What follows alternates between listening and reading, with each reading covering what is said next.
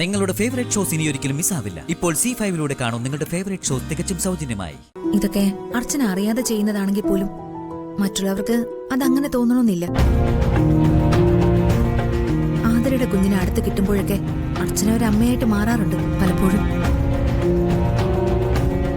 കുഞ്ഞിനും ഒരമ്മയുടെ സ്നേഹവും പരിചരണവും കൂടുതലായിട്ട് അനുഭവപ്പെടുന്നത് സ്വാഭാവികമായും അർച്ചനയിൽ നിന്നാവും.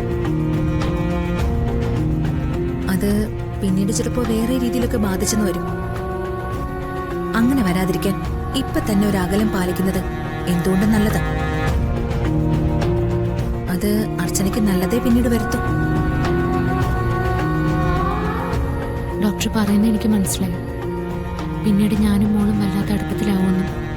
ഞങ്ങളെ തമ്മിൽ വേർപിരിക്കാൻ പറ്റാത്ത രീതിയിൽ കാര്യങ്ങൾ പോകുന്നില്ലേ ഡോക്ടർ ഉദ്ദേശിച്ച്? അത് തന്നെ. അങ്ങനെ ആദരിക്ക് സ്വയം തോന്നിയാലും സാരമില്ല ഡോക്ടർ. ഇത് ഓരോന്നും പറഞ്ഞു കൊടുത്ത് പിരികേറ്റി എനിക്കെതിരെ സംസാരിപ്പിക്കുക അവന്റെ അടുത്തി. അനഘ എന്റെ കൂടെ നിൽക്കുന്നതുകൊണ്ട് പകരമായി ആദരെ എനിക്കെതിരെ നിർത്തുമെന്നൊക്കെയാ അവര് പറയുന്നത്.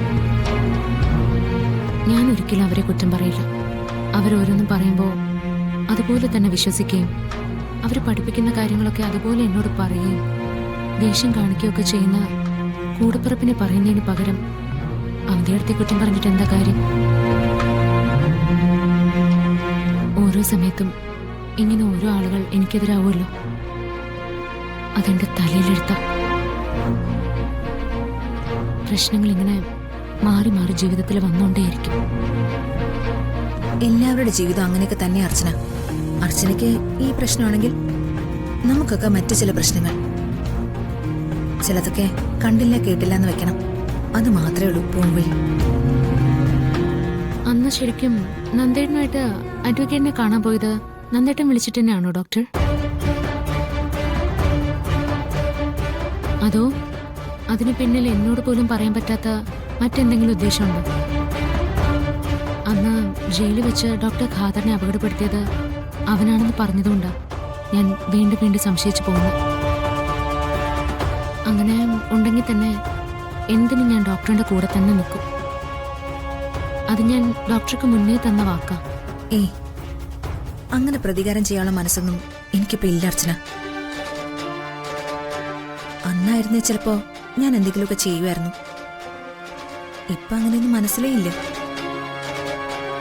അവനങ്ങനെ പറഞ്ഞെന്ന് വെച്ച് അവൻ തന്നെ ആവണമെന്നൊന്നും ഞാൻ കരുതുന്നില്ല. അവനും ഇക്കയും തമ്മിൽ യാതൊരു ബന്ധമില്ലെന്ന് എനിക്ക് നന്നായിട്ടറിയാം. അവനെ കൊണ്ട് മറ്റാരെങ്കിലും ചെയ്യിച്ചതാണോ എന്ന് അറിഞ്ഞാൽ മാത്രം മതി എനിക്ക്. അങ്ങനെ ചെയ്യിച്ചതാണെങ്കിൽ അതാരാണെന്ന് ഞാൻ അർച്ചനയ്ക്ക് പറഞ്ഞു തരേണ്ട കാര്യമില്ലല്ലോ. അവന്റെ കൂടെ അതിന് കൂട്ടായി നിന്ന ആളുടെ പേര് അവന്റെ നാവ് കൊണ്ടെന്നെ പറയിക്കണോ എനിക്ക്? അതിന് ഞാൻ എത്ര നാൾ വേണമെങ്കിലും കാത്തിരുന്നോളാം. അന്ന് ഞാൻ ശരിക്കും പോയത് നന്ദം വിളിച്ചിട്ട് തന്നെയാ. അതിലർച്ചനയ്ക്ക് മറ്റു സംശയങ്ങളൊന്നും വേണ്ട. എന്നാ ഞാൻ ഇറങ്ങട്ടെ. നിങ്ങൾ സമയം പോലെ ഹോസ്പിറ്റലിലേക്ക് വാ.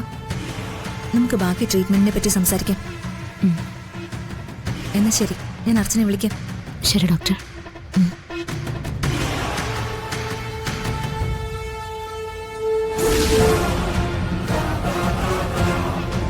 ഡൗൺലോഡ് ചെയ്യൂ C5 ആപ്പ്. കാണൂ എല്ലാ എപ്പിസോഡുകളും സൗജന്യമായി.